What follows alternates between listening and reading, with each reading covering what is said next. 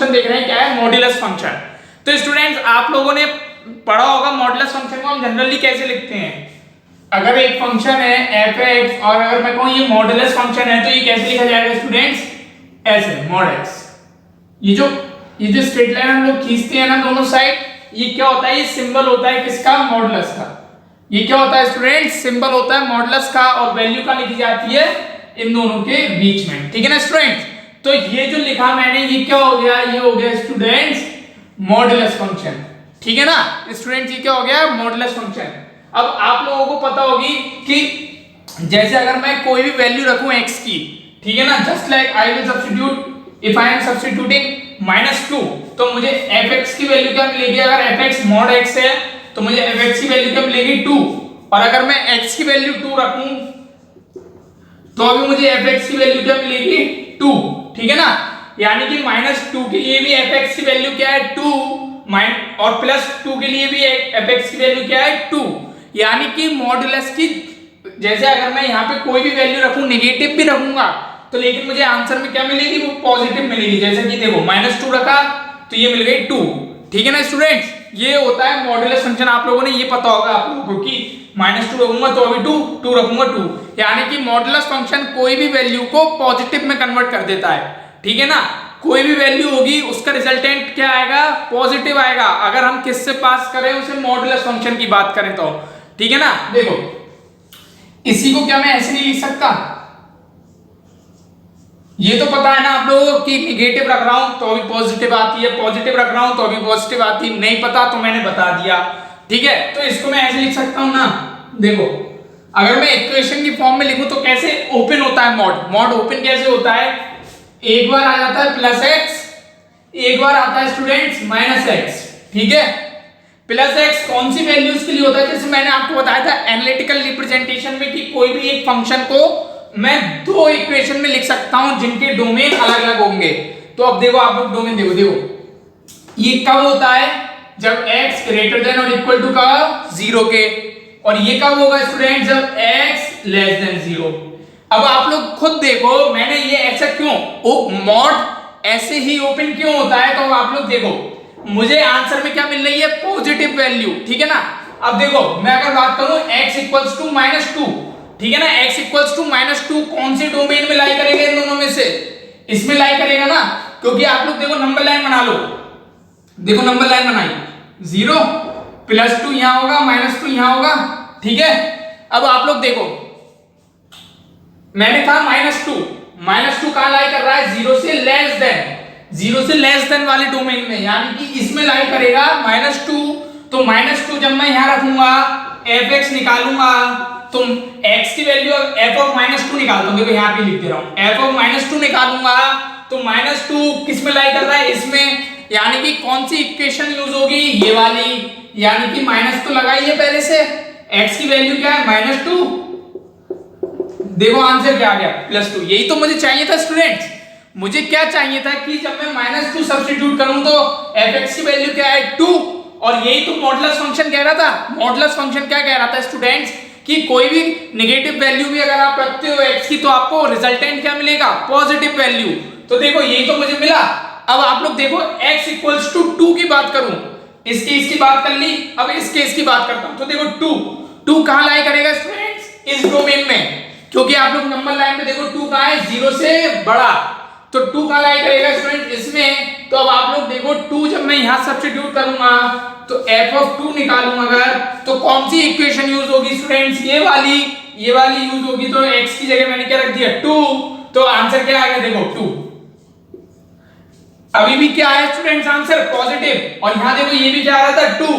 यानी कि modulus function को हम ओपन कैसे करते हैं, इक्वेशन की फॉर्म में कैसे लिखते हैं, तो हम ऐसे लिखते हैं, देखो मॉडुलस फंक्शन को हम ऐसे लिखते हैं, ये सब भूल जाओ। देखो x for x greater than equal to 0, यानी कि पॉजिटिव वैल्यूज के लिए मॉडुलस कैसा होता है, पॉजिटिव, और नेगेटिव वैल्यूज के लिए मॉडुलस कैसा होता है, नेगेटिव। इतना याद कर लो बस, इतना याद कर लिया तो ये हमेशा याद रहेगा कि पॉजिटिव वैल्यूज के लिए मॉड हमेशा पॉजिटिव से ओपन होता है, नेगेटिव वैल्यूज के लिए हमेशा मॉड नेगेटिव से ओपन होता है, ठीक है। यानी कि अगर मैं मॉडुलस फंक्शन ये गिवन है मुझे, इसको मैं अगर इक्वेशन की फॉर्म में लिखूंगा तो ऐसे लिखूंगा स्टूडेंट्स, इन सबको भूल जाओ, इसी भी हटाओ, देखो ठीक है ना।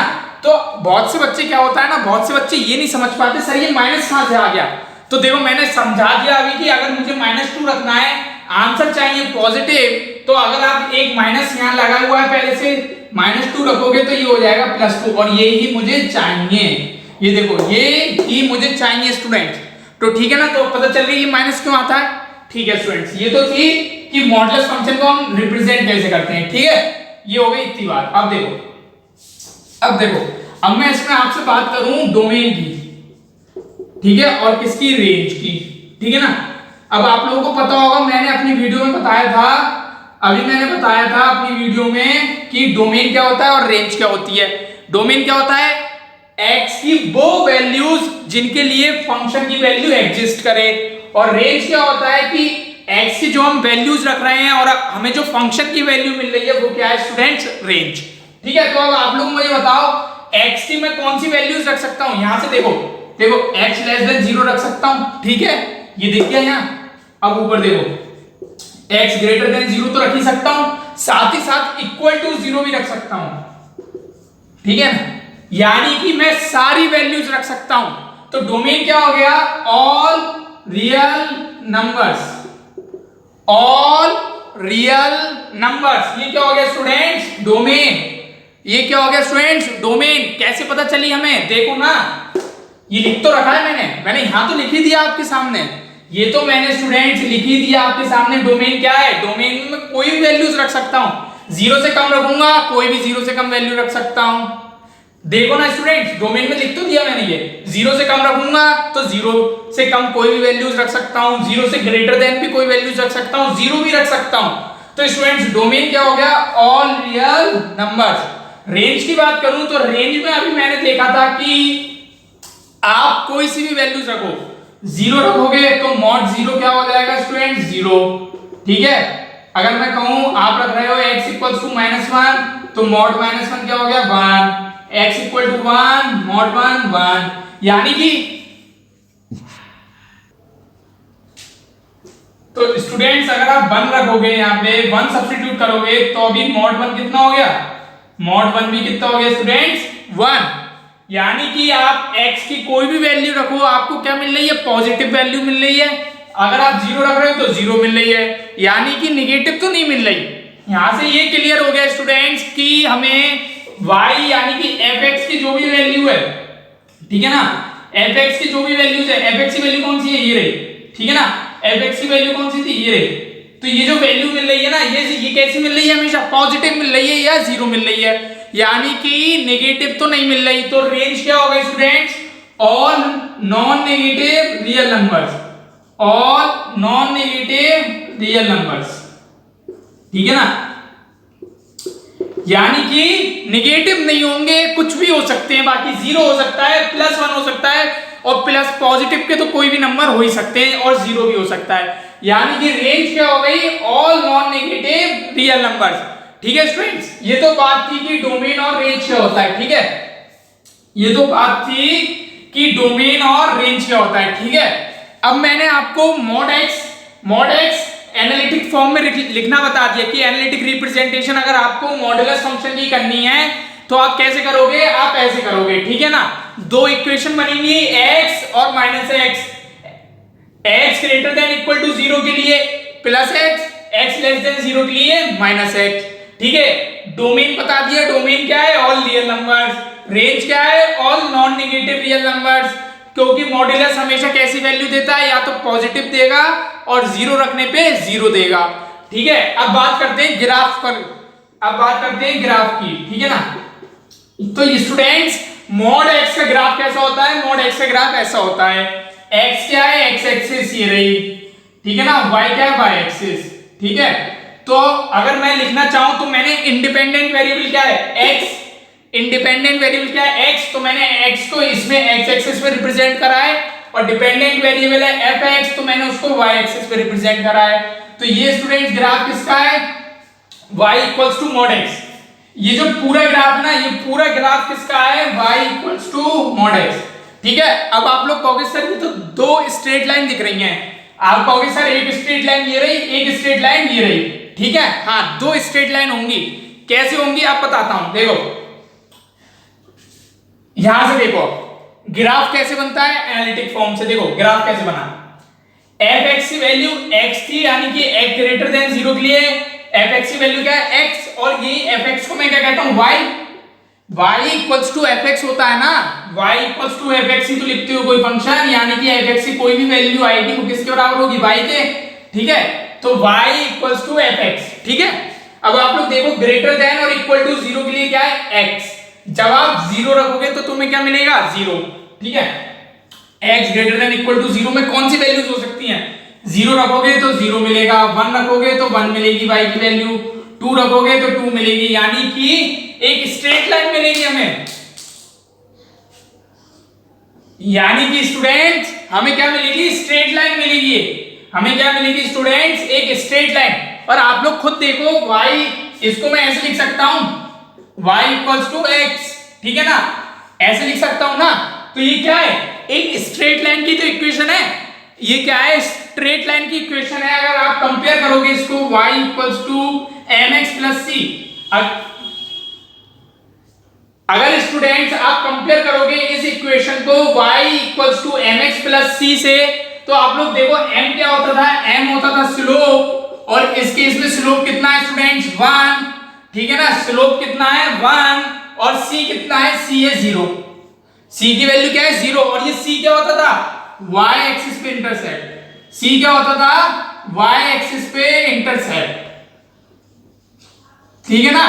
तो c क्या है 0, तो देखो 0, और y स्लोप कितना है 1, तो एक स्ट्रेट लाइन मिली। इस स्ट्रेट लाइन का स्लोप कितना था 1, क्योंकि अभी मैंने बात करी ये होता है 0, ये है 0, ओरिजिन पॉइंट होता है 0, और 0 से मैंने बड़ी वैल्यूज के लिए बात करी ना, x एक्सिस पे मैं क्या दिखा रहा था x, और x की बड़ी वैल्यूज के लिए मैंने बात करी यहाँ x ग्रेटर देन 0 के लिए। तो अब आप लोग देखो कहां जाऊंगा मैं, इस साइड, और इस साइड इक्वेशन क्या थी y इक्वल्स टू x, तो ये स्ट्रेट लाइन किसकी इक्वेशन है y इक्वल्स टू x की, ठीक है ना। ओवरऑल ग्राफ मॉड x का है, लेकिन ये जो इधर राइट हैंड साइड वाला पार्ट है ये किस क्या दिखा रहा है y इक्वल्स टू x। ऐसे ही स्टूडेंट्स ये लेफ्ट हैंड साइड वाला पार्ट किससे दिखाएगा, y equals to minus x, ठीक है ना। ये क्या दिखाएगा students, y equals to minus x। देखो देखो students y equals to minus x, यहां पे स्लोप कितना है -1, ठीक है, और ये इंटरसेप्ट 0, c की वैल्यू क्या है, ये क्या होती है स्टूडेंट, c की वैल्यू क्या है 0, तो देखो 0 पे इंटरसेक्ट कर रहा है, ठीक है ना स्टूडेंट। तो ये ओवरऑल ग्राफ मॉड x का है, लेकिन अगर आप आधे पार्ट की बात करो, राइट हैंड साइड पार्ट की बात करो, तो वो किसको दिखा रहा है y इक्वल्स टू x, एक स्ट्रेट लाइन को जिसका स्लोप कितना है स्टूडेंट्स 1, और ये क्या दिखा रहा है एक फिर से स्ट्रेट लाइन को जिसका स्लोप कितना है -1। तो स्टूडेंट्स ऐसा होता है मॉड x का ग्राफ, ठीक है स्टूडेंट्स। ये तो बात हो गई आप ग्राफ की। तो क्या क्या सीखा हमने स्टूडेंट्स, हमने सीखा कि मॉडुलस फंक्शन को हम जनरली कैसे लिखते हैं, ऐसे, जहां पे ये जो दो स्ट्रेट लाइन के बीच में वैल्यू लिख रहे हैं, तो यानी कि ये क्या है मॉडुलस का साइन। तो स्टूडेंट उसके बाद हमने क्या देखा, हम एनालिटिक फॉर्म में किसी भी फंक्शन को कैसे लिखेंगे मॉडुलस फंक्शन को, ऐसे। डोमेन क्या होता है ये, रेंज क्या होती है ये, ग्राफ कैसे बनता है y equals to mod x का, ऐसे बनता है ग्राफ, ठीक है ना। तो ये तो बात हो गई इतनी, ठीक है। अब आगे बढ़ता हूं, ध्यान से देखना, कुछ रफ नहीं कर रहा हूं, आप लोग आराम से लिख लेना इसको, मैं कुछ रफ नहीं कर रहा। अब आगे समझो, पहले देखो, समझो पहले क्या है, देखो यहां समझो, अगर मॉड 0 होगा तो मॉड 0 की वैल्यू 0, मॉड -1 की वैल्यू 1, ठीक है ना, मॉड 2 की वैल्यू 2, यानी कि कैसे नंबर है पॉजिटिव। बहुत बार बता चुका हूं इस बात को याद रखना, मॉडुलस हमेशा कैसी वैल्यू देता है, पॉजिटिव वैल्यू देता है। तो अब आप लोग मेरे को देख के बताओ ये कैसी वैल्यू दे रहा है, पूरी पॉजिटिव दे रहा है, ठीक है। ये कैसी दे रहा है पॉजिटिव, यानी कि मॉड को जब भी मैं सॉल्व करूंगा तो वो कैसे सॉल्व करूंगा, देखो मॉड को मैं कैसे सॉल्व करूंगा, मॉड को मैं हमेशा ऐसे सॉल्व करूंगा कि अगर पॉजिटिव की बात करूंगा तो वो ग्रेटर देन इक्वल टू 0 के लिए होगी, और अगर -x लिखूंगा तो वो लेस देन 0 के लिए होगी, ठीक है ना स्टूडेंट्स। और मॉड 0 हमेशा क्या होता है मॉड 0, और मॉडुलस हमेशा कैसी वैल्यू देता है, पॉजिटिव वैल्यू देता है। तो स्टूडेंट इतनी बात याद रख लो, बस मॉडुलस फंक्शन खत्म। क्या क्या है मैंने मॉडुलस फंक्शन में बस इतना ही है। अब मैं कुछ क्वेश्चन कराऊंगा तो आप लोग देखना कि इन्हीं सब का यूज करके हम क्वेश्चन को बहुत इजीली बिल्कुल ऐसे क्विक सॉल्व करेंगे कि बिल्कुल आप लोग कहोगे सर ये तो बहुत इजी था, मुझे तो आज तक ये नहीं पता था कि ये क्या होता है। आप लोग कहोगे सर मुझे तो पता ही नहीं था ये कैसे आया। अब मुझे लगता है कि आप लोगों को सब पता चल गया होगा कि मॉडुलस फंक्शन में दो इक्वेशन क्यों लिखते हैं हम लोग, ठीक है, ग्राफ कैसे बनता है, ग्राफ में दो स्ट्रेट लाइन कैसे होती है, क्या मतलब है इनका, ठीक है ना, स्लोप क्या है, ठीक है ना, और मॉडुलस हमेशा कैसी वैल्यू देगा, पॉजिटिव। डोमेन क्या होता है मॉड फंक्शन का, ये होता है। रेंज क्या होती है स्टूडेंट्स, ये होती है। If mod 6x - 4 = 5 find the value of x। हमें क्या निकालना है स्टूडेंट्स, x की वैल्यू। स्टेप बाय स्टेप चलेंगे। मैंने क्या कहा था, मॉडुलस फंक्शन कैसे ओपन होता है, इसको अगर मैं लिखना चाहूं तो कैसे लिख सकता हूं, x, देखो सही से लिख, देखो x और -x। पॉजिटिव के लिए पॉजिटिव यानी कि x > 0 के लिए x, और ये कब होता था, x < 0 के लिए, ठीक है। यानी कि मॉडुलस फंक्शन हमेशा जब भी ओपन होगा, यानी कि स्टूडेंट्स मॉडुलस फंक्शन जब भी ओपन होगा तब कैसे ओपन होगा, इस फॉर्म में ओपन होगा, ठीक है ना स्टूडेंट्स। हमेशा मॉडुलस फंक्शन जब भी ओपन होगा स्टूडेंट्स तो इस फॉर्म में ओपन होगा। या अब देखो ये क्या है, ये एक मॉडुलस फंक्शन है, तो इसको ओपन करने के लिए क्या है, दो तरीके हैं, ठीक है ना। तो दो पार्ट में बांट लिया, देखो मैंने बोर्ड को, ठीक है, एक एक करके देखेंगे। पहले किससे देखेंगे, पहले इससे देखेंगे, फिर इससे देखेंगे। तो देखो मॉड 6x - 4 5 है, तो देखो इसको मैं लिख सकता हूं, देखो एक बार मैंने पॉजिटिव से ओपन करा है, 6x - 4 को मैंने एक बार पॉजिटिव से ओपन करा है, तो ये क्या मिल गया, ये कब है स्टूडेंट, जब x > 0 है। जब ये बड़ा था तो पॉजिटिव मॉड को मैंने कैसे ओपन करा, ये देखो स्टूडेंट्स, ये नहीं, ये x नहीं आएगा, देखो ये x कब आएगा, जब देखो यहाँ x है तब x है। अब मैंने क्या करा है, मॉड पूरे में है ना, यहाँ तो x में था मॉड, तो x। तो देखो जब मैं पॉजिटिव से ओपन करूंगा तो 6x - 4 = 5, तो यहाँ क्या लिखूंगा, 6x - 4 > 0। देखो जब मॉड के अंदर x था तो मैंने यहाँ x लिखा था, अब मॉड के अंदर क्या है, पूरा 6x - 4, तो मैं इसे क्या लिखूंगा, 6x - 4 > 0। इन दोनों को साथ ही साथ सॉल्व करेंगे स्टूडेंट्स। देखो इसको इधर ले जाओ, 4 को इधर ले गए तो कितना हो गया, 9। ऐसे स्टूडेंट्स यहाँ 4 को इधर ले गए तो क्या हो गया, > 4, ठीक है, x = 9/6, ठीक है ना। और यहाँ देखो x > 4/6, ये कितना हो गया, 3 3 9, 3 2 6, x = 3/2। कब x की वैल्यू 3/2 कब आएगी, जब मॉड को मैं ऐसे ओपन करूंगा, यानी कि मैं क्या कहूं, x > 2 2 4, 2 3 6, 2 2 4, 2 3 6। देखो ये x की वैल्यू नहीं है, देखो x की वैल्यू क्या आई, देखो x की वैल्यू ये कब आएगी, जब मेरे पास डोमेन कैसा होगा, डोमेन की जब ऐसा होगा, x > 2/3, जब डोमेन होगा तब x की वैल्यू क्या आएगी स्टूडेंट्स, 3/2। ये कब है, ये पहला केस, जब मैंने मॉड को कैसे ओपन करा है, पॉजिटिव साइन से ओपन करा है। जब मैं मॉड को पॉजिटिव साइन से ओपन करूंगा तो डोमेन ये होगा और वैल्यू ये होगी, यानी कि इस डोमेन के लिए x की वैल्यू ये है, ठीक है ना, x की वैल्यू इस डोमेन के लिए ये है। अब आगे बढ़ते हैं, ठीक है ना स्टूडेंट्स, उन्हें हमसे x की वैल्यू फाइंड आउट करने के, जब देखो ये कब ये ओपन, देखो ये भी तो देखेंगे ना, जब मैं बात कर रहा हूं x कब लिखूंगा, जब इसको लिख रहा हूं ना, x की तो वैल्यू ऐसे तो दो हो सकती है, x की दो वैल्यू है ना, लेकिन मुझे बताना पड़ेगा कि मैं अगर ये वैल्यू लिख रहा हूं तो ये कब के लिए है, ये इस केस के लिए है, ठीक है ना स्टूडेंट। अब आगे देखो, पहला केस हो गया, अब दूसरा केस देखो, 6x मॉड 6x - 4 > तो हमने ले लिया। अब हम क्या करेंगे, एक बार माइनस से ओपन करेंगे इस पूरे मॉड को, तो देखो 6x - 4 = 5, इस पूरे मॉड को मैंने माइनस से ओपन करा और क्या हो गया स्टूडेंट, 6x - 4 < 0। देखो x था तो ये x था, अब यहाँ पे मॉड में क्या है, पूरे में 6x - 4, तो क्या आ गया, 6x - 4 < 0, और मैंने मॉड को किससे ओपन कर दिया, नेगेटिव साइन से, ठीक है। आगे बढ़ते हैं, देखो -6x माइनस को अंदर ले गया ब्रैकेट के, +4 इक्वल्स टू 5। ठीक है, आगे यहां देखो, यहां क्या हो गया, 6x लेस देन 4। ठीक है, इतना समझ में आ गया। आगे बढ़ते हैं, 4 को इधर ले जाओ, -6x इक्वल्स टू 5 माइनस 4। ठीक है ना, -6x इक्वल्स टू 1। यहां भी देखो x क्या हो गया, x लेस देन 4/6। ठीक है ना, और यहां से x क्या आ गया, -1/6।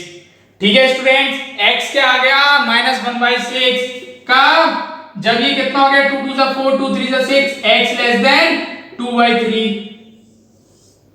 यानी कि x की वैल्यू -1/6 कब आई, जब हमने कौन सी कंडीशन ली, सेकंड कंडीशन ली, यानी कि x लेस देन 2/3 की जब बात करेंगे तब x की वैल्यू क्या होगी, -1/6। देखो ध्यान से देखो, x की दो वैल्यूज आ सकती है ना, x की दो वैल्यूज आ सकती हैं, x की दो वैल्यूज आ सकती हैं, +x -x, लेकिन दोनों अलग अलग केस में आएंगी। जब इस केस की बात करूंगा तब +x आएगी, जब इस केस की बात करूंगा तो -x आएगी। तो दो केस बनेंगे। पहला केस कब होगा, जब प्लस की बात कर रहा हूं, और दूसरा केस माइनस वाला कब आएगा, जब इस लेस देन 0 की बात करूंगा। ग्रेटर देन इक्वल टू 0 की बात करी तो मॉड को प्लस से ओपन करा, जब लेस देन 0 की बात करी तब मॉड को नेगेटिव साइन से ओपन करा। इस चीज को याद रख लो स्टूडेंट्स, मॉड को जब भी आप मॉडुलस फंक्शन को सॉल्व करोगे तो दो वैल्यूज आएंगी, यानी कि हमेशा दो केस बनेंगे, हमेशा दो केस बनेंगे, एक ग्रेटर देन इक्वल टू 0 के लिए और एक लेस देन 0 के लिए। ठीक है, ये समझ में आ गया, मॉडुलस फंक्शन समझ में आ गया। एक और क्वेश्चन कराता हूं इसका, मॉडुलस फंक्शन का एक बार क्वेश्चन पढ़ लेते हैं। क्वेश्चन क्या है, find the value of x। हमें किसकी वैल्यू फाइंड करनी है, x की। कब, जब ये इक्वेशन सेटिस्फाई हो। हमें x की वैल्यू फाइंड करनी है कब, जब ये इक्वेशन सेटिस्फाई हो रही हो।